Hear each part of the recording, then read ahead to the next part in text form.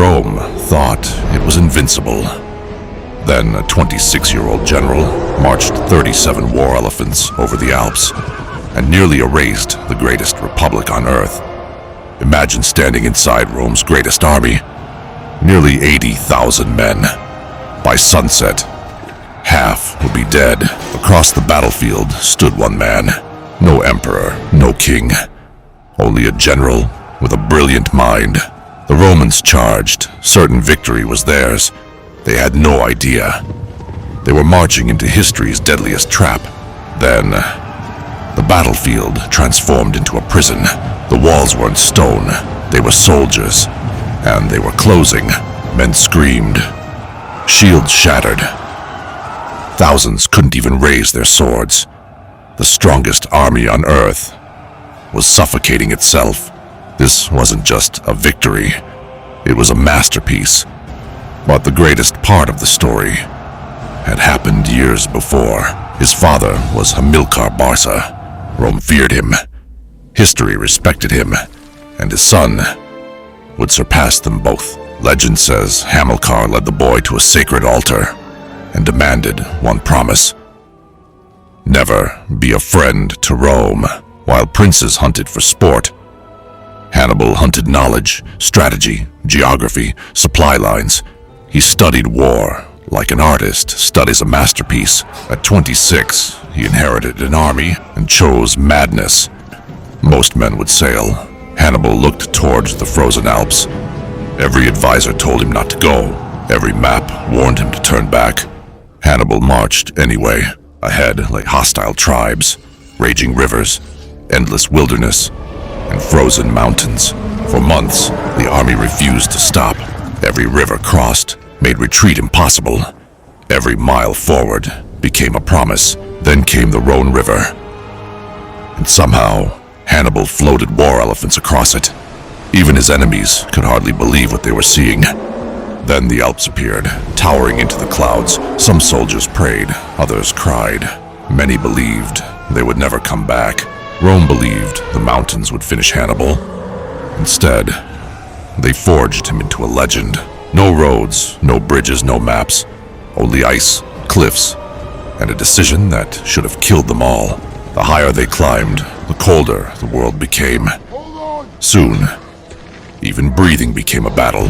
Men froze where they stood. Mules disappeared into endless ravines.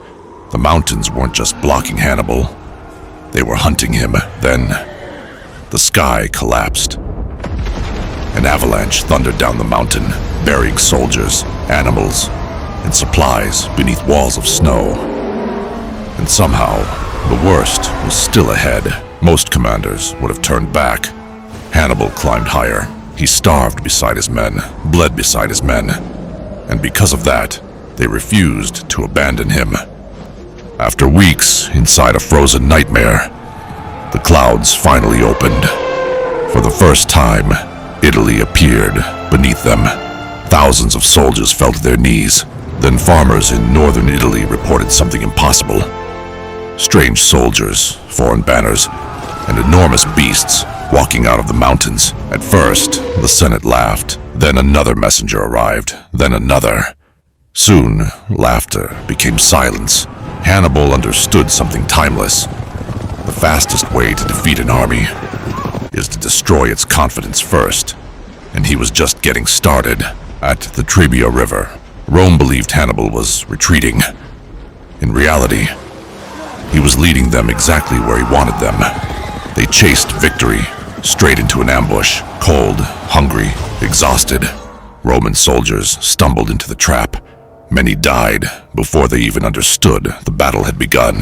Half blinded by the icy wind, the Romans charged. Then, without warning, thousands of Carthaginian cavalry crashed into both flanks. At that exact moment, Hannibal's brother's hidden force erupted from the tall grass and dry riverbed behind them. The Romans turned to fight, only to find enemies on every side. What began as an attack became a massacre. Rome answered this defeat with a bigger army. Hannibal could destroy one legion, but they planned to bury him beneath 80,000 men this time. The Senate believed numbers guaranteed victory. Hannibal believed something different. The bigger the army, the harder it was to control. Every Roman commander wanted glory. Every Roman soldier wanted revenge. Hannibal wanted only one thing, their impatience. He placed his weakest troops in the center, his strongest on the wings. To Rome, it looked like a mistake.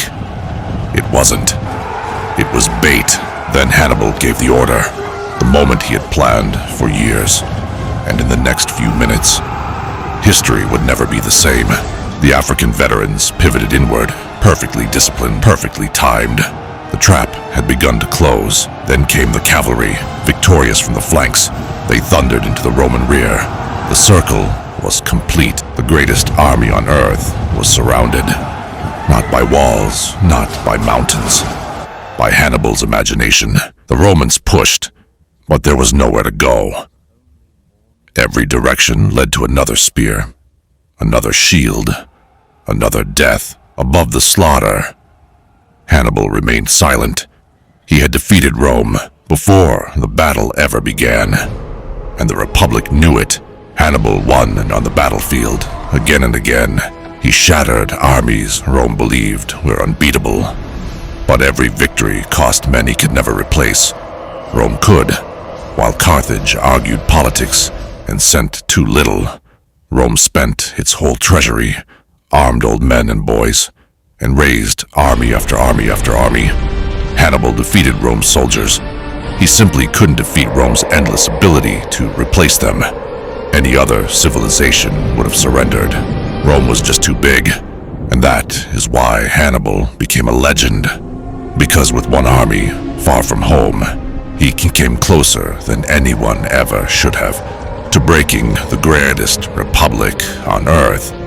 More than 2,000 years later, the world still remembers the empire that survived. But it will never forget the man who made that empire fear for its own existence. Hannibal nearly erased Rome with a single army, but history has even crazier stories. Subscribe, and I'll see you in the next chapter.